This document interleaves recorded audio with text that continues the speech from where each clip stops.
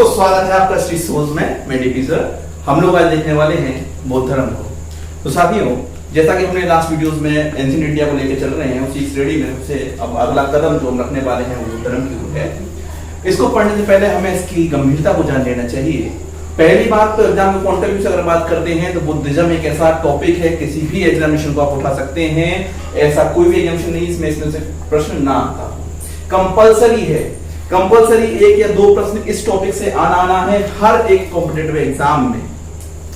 साथियों, ये बुद्धिज्म जब हम पढ़ते हैं तो हम लोग पढ़ते हैं बुद्ध के बारे में, तो बुद्ध वो व्यक्ति हैं जिन्होंने पूरे संसार को सोचने का एक अलग ही नजरिया दे दिया, जिन्होंने एक ऐसा नजरिया दिया जो आधार बना बहुत सारे थिंकिंग्स का, जो निकल के आती हैं यूरोप वगैरह इत्यादि के विद्वानों से। उन सबका आधार यही है। वो कहते हैं कि देखिए, व्यक्तित्व पे, व्यक्तिवाद पे आप फोकस कीजिए। धर्म कहता है कि व्यक्तिवाद पे नहीं, समूह पे फोकस कीजिए।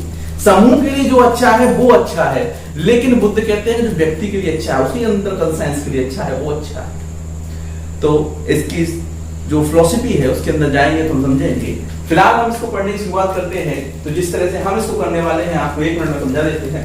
वो क्या है कि सबसे फोकस में है बुद्ध। ये बुद्ध बनने से पहले क्या थे? तो बुद्ध बनने से पहले एक सिद्धार्थ नाम का लड़का था, जो सिद्धार्थ की एक जर्नी चलती है बुद्ध बनने तक। सिद्धार्थ की एक यात्रा है जो बुद्ध बनने तक। और जब ये बुद्ध बन जाते हैं तो बुद्ध फिर इस पूरे संसार को अपने ज्ञान के प्रकाश से दीप्यमान कर देते हैं। इसी वजह से बुद्ध कहा जाता है the light of Asia. Buddha के समय जब हम पढ़ेंगे तो उनकी फिलॉसफी पढ़ेंगे। उसके बाद होता है बुद्ध के बाद क्या हुआ, आफ्टर बुद्धा। जो शरीर देखिए नश्वर है, शरीर को मिटना ही मिटना होगा। ये इस फानी दुनिया में जो आया है वो गया है। तो जब बुद्ध चले जाते हैं उसके बाद क्या? तो सबसे पहले का सफर हम देखते हैं। जो सफर शुरू होता है कि बुद्ध बनने से पहले का सफर, कि एक व्यक्ति है, इसका नाम सिद्धार्थ है, जो सफर शुरू करता है बन जाता है बुद्ध। कैसे होता है? तो वाकया कुछ इस तरह है कि 563 बीसी में, 563 बीसी में एक महापुरुष का जन्म होता है। उस महापुरुष का नाम होता है सिद्धार्थ। बचपन में जन्म होता है, महापुरुष का नाम है सिद्धार्थ। इस सिद्धार्थ के पिता शुद्धोधन हैं, जो शाक्य गण राज्य के, शाक्य कुल के क्या है, प्रधान हैं। शाक्य कुल के प्रधान हैं। ये गणराज्य से जुड़े हुए थे, जस्ट लाइक अ डेमोक्रेसी। जहां बहुत सारे गणराज्य जुड़ जाते हैं, गण जुड़ करके एक डेमोक्रेसी बनाते हैं, जिस तरह से 16 महाजनपद में हमने देखा था। इनकी माता महामाया, जो कोलीय वंश से थी। देखिए, बुद्धिज्म की फिलॉसफी जानेंगे, बुद्ध के बारे में जानेंगे, लेकिन कुछ चीजों पर हमें फोकस देना ही देना होगा कि कुछ फैक्चुअल इंफॉर्मेशन पे हमारी कमांड होनी चाहिए, क्योंकि जस्ट बिकॉज फैक्चुअल इंफॉर्मेशन बहुत ज्यादा पूछी जाती है। हमारा फोकस क्या है? हमारा फोकस है जो है वो है एग्जाम निकालने को लेकर। जब एग्जाम निकालेंगे तभी कुछ काम आएगा, वरना कितना ही फिलॉसफी सीख लीजिए, कोई काम का नहीं है। अब बुद्ध की माता है महामाया। महामाया का देहांत हो जाता है। उसके बाद बुद्ध का पूरा लालन पालन करती है। कौन करती हैं? वो करती हैं गौतमी। गौतमी करती है बुद्ध का लालन पालन, और गौतमी ही वो पहली महिला है जो बुद्ध धर्म में शामिल होने वाली महिला है। गौतमी वही उनकी मासी है जो बुद्ध धर्म में शामिल होने वाली पहली महिला बनती है। उसके बाद देखिए, इनका जन्म कहाँ होता है? जन्म 563 बीसी में होता है लुम्बिनी में। जो लुम्बिनी है ये अभी सिचुएटेड है नेपाल की तराई में। लुम्बिनी नेपाल की तराई में है। इनकी शादी हो जाती है 16 वर्ष की अल्पायु में यशोधरा नाम की एक स्त्री से। और यशोधरा जो है, यशोधरा और सिद्धार्थ से एक पुत्र की उत्पत्ति होती है, इसका नाम है राहुल। लेकिन दोस्तों, यशोधरा के कुछ नाम जो मिलते हैं जातक कथाओं में, वो कुछ इस तरह से हैं, जैसे गोपा। क्या है? गोपा, गोपा, बिंबा, भद्रकक्षणा। इस तरह के 3 नामों पर जो जिक्र आता है वो आता है जातक कथाओं से। यशोधरा के 3 नाम। एक चीज फोकस करेंगे, यशोधरा और यशोदा में कंफ्यूज नहीं होंगे। जब जैनिज्म पढ़ाएंगे तो वहां यशोदा का जिक्र आएगा, और यहाँ जो जिक्र है वो यशोधरा का है। Got the point? ये महिला है जो बुद्ध की पत्नी है। उसके बाद बुद्ध के जीवन में देखिए दोस्तों, बुद्ध के जीवन में क्या होता है? ऐसे ही कोई आदमी किसी खोज के लिए नहीं निकल पड़ता। आप अगर कॉम्पिटिटिव एग्जाम में आए हैं तो कोई ना कोई कारण इसके पीछे है। आपने कुछ सिचुएशन फेस की, उस सिचुएशन ने आपको मोटिवेट किया कि आप, या तो सिचुएशन गरीबी हो सकती है, कि भाई गरीब पैदा होना मेरे हाथ में था, मरूंगा नहीं गरीब। तो इसके लिए सबसे अच्छा साधन है वो शिक्षा। आपने शिक्षा हासिल की, शिक्षा के थ्रू आप आए कॉम्पिटिटिव एग्जाम निकालेंगे, तब आप इस प्लेटफॉर्म पे आए हैं।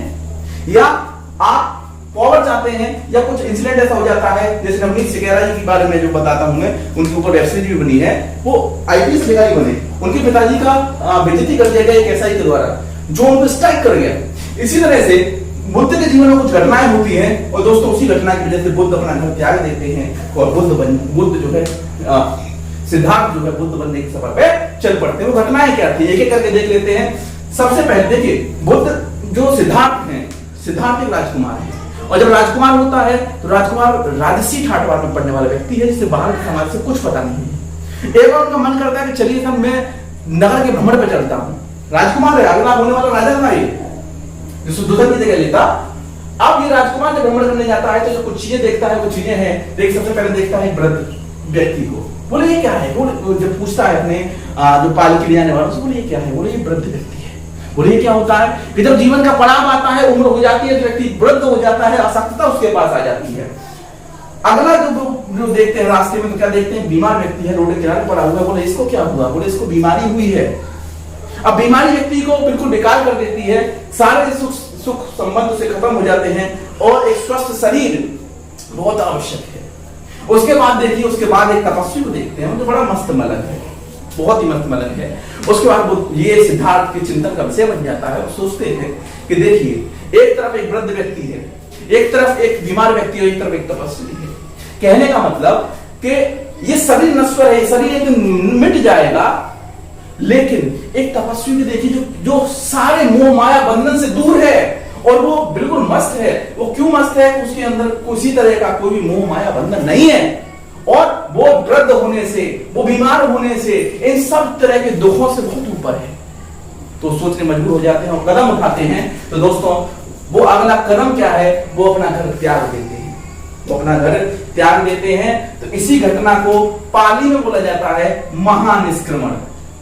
महानिष्क्रमण पाली भाषा के शब्द अक्सर पूछे जाते हैं, क्योंकि पाली भाषा जो है वो पाली भाषा ही बुद्ध की जन्मजात भाषा है। महानिष्क्रमण होता है। अब ये महानिष्क्रमण कैसे होता है साथियों, वो महानिष्क्रमण है, उस समय एक घोड़ा लेते हैं, जो उनका जो प्रिय घोड़ा था वो था कंथा, और जो सारथी था वो कौन था, चिन्ना। सारथी इज लाइक अ ड्राइवर, ठीक। उस समय जो सिद्धार्थ की अवस्था है 29 साल की है, 29 ईयर ओल्ड। अब देखिए एक छोटी सी रोचक घटना की बात करता हूं। वो रोचक घटना है कि देखिए जब बुद्ध बन जाते हैं, बनने के बाद अपने नगर में वापस आते हैं, तो पूरा नगर उनसे मिलने जाता है। उस समय उनकी जो यशोधरा उनकी सखिया कहती है कि आपके पति लौट के आए हैं, आप भी चलिए मिलने। तब वो अपना दुख बयान करती हैं, और उस दुख को बयान करने के लिए कविता जो है वो मैथिली षड्गोप जी ने लिखी, काफी अच्छी कविता है। उसकी कुछ पंक्तियां मैं आपके सामने देखता हूं। वो कहते हैं, सखी वो मुझसे कह के जाते, सखी वो मुझसे कह के जाते, कहे तो क्या मुझको अपने पथ में बाधा पाते। अगर वो मुझसे कहते तो क्या अपने पथ में बाधा पाते। मुझको बहुत उन्होंने माना, लेकिन क्या पूरा पहचाना। मुझको बहुत उन्होंने माना, लेकिन क्या पूरा पहचाना। मैंने मुख्य उसी को जाना, मैंने मुख्य उसी को जाना, जो वे मन में लाते, तो सखी वो मुझसे कह के जाते। अब इसमें देखिए उन्होंने कॉन्ट्रडिक्शन करा कि क्या वो मुझको बाधा पाते।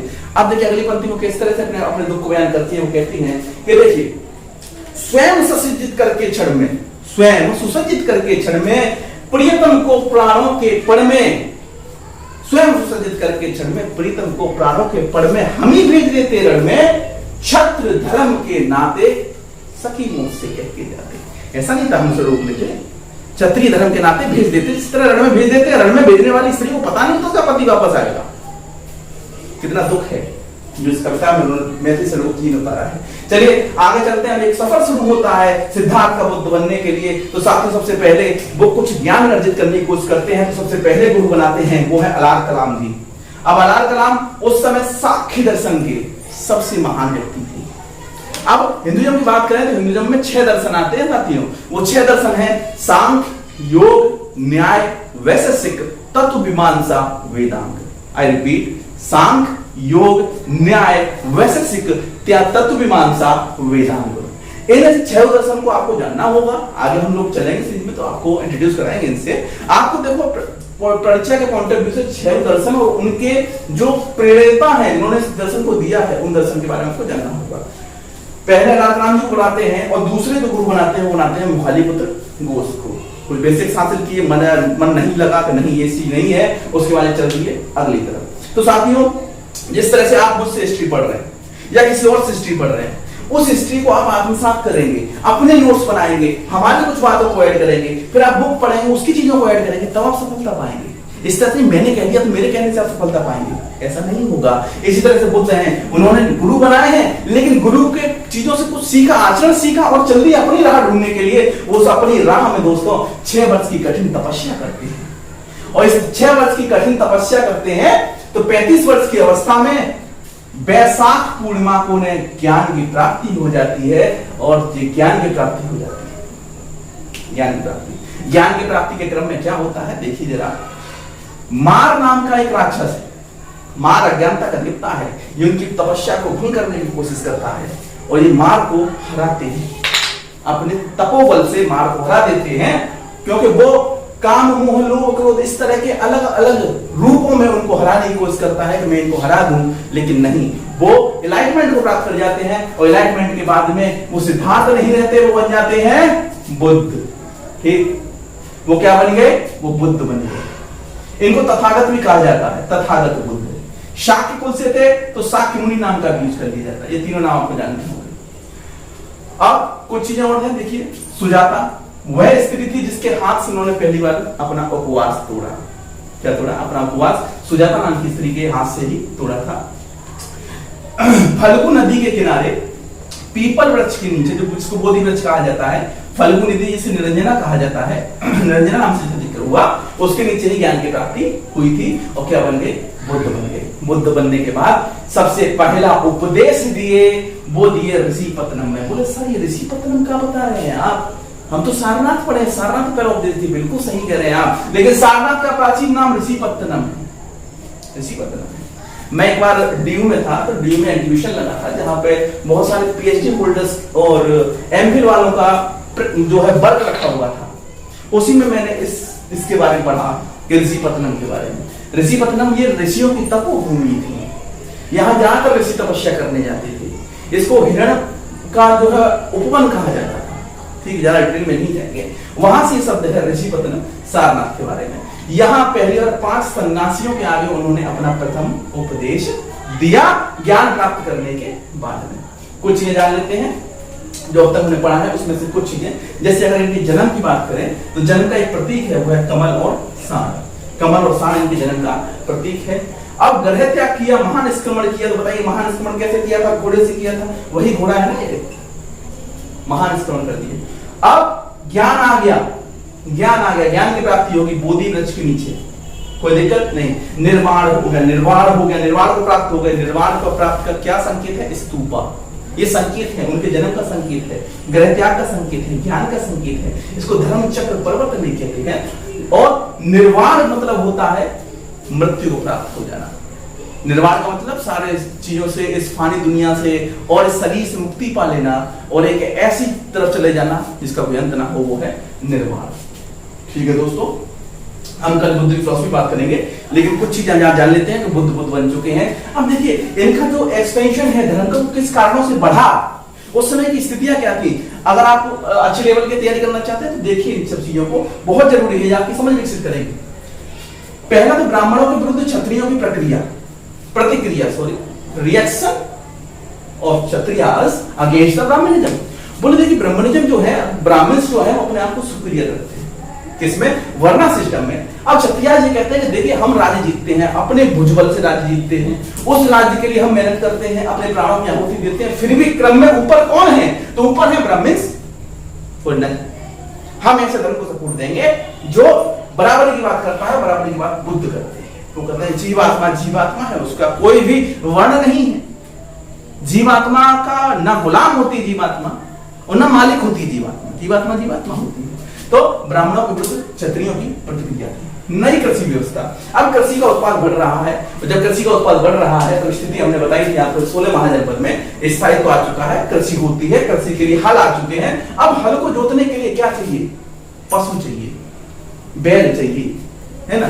भैंसा चाहिए, भैंस का जो मेल वर्जन होता है वो चाहिए। अब उसके लिए क्या है कि पहले प्रक्रिया क्या है कि इनका वध हो रहा है, इस वजह से बुद्ध सपोर्ट किसको करते हैं, अहिंसा को, किसी तरह का वध नहीं। वो आवश्यक किसके लिए है, नई कृषि प्रक्रिया के लिए दोस्तों। तो ये आवश्यक है नई कृषि प्रक्रिया के लिए, नई कृषि प्रक्रिया आ गई। अब देखिए वैश्य एवं व्यापारी वर्ग, कोई भी व्यापार शांति प्रिय ढंग से ही चल सकता है। जब राज्य में शांति व्यापार चलेगा, शांति नहीं हो व्यापार ठप हो जाएगा। स्थिति अभी भी देख सकते हैं, कोरोना काल में सारे व्यापार धंधे सब खत्म हो गए, खत्म होने का कारण पहुंच गए। बहुत बड़े जो भी एंटरप्रेन्योर्स थे वो तो खत्म ही हो गए, और जो बड़े बड़े उद्योगपति थे उनको भी लाखों करोड़ों का नुकसान हुआ। ठीक है, तो ये क्या चाहते थे, शांति प्रिय वातावरण, और बुद्धि बात करते हैं शांति की। आम लोगों में मांग, आम लोगों में सबसे बड़ा तबका था गरीबों का, सबसे बड़ा तबका था ऐसे लोगों का जिनको नीच समझा जाता था, उनको बुद्ध बराबर का दर्जा देते हैं। क्या कारण थे, बुद्धिज्म का एक्सटेंशन होगा। आगे चल के हम बताएंगे कि बुद्ध की फिलॉसफी क्या है, उसके बाद बताएंगे बुद्ध की बात क्या होता है। अब आप चाहे महान स्तोमन करिए, चाहे कुछ भी करिए, इस तरह से पढ़ते रहिए। पढ़ने के साथ साथ वीडियो को शेयर करें और सब्सक्राइब करना ना भूलें। चलिए मिलते हैं अगले वीडियो में, तब तक के लिए जय हिंद।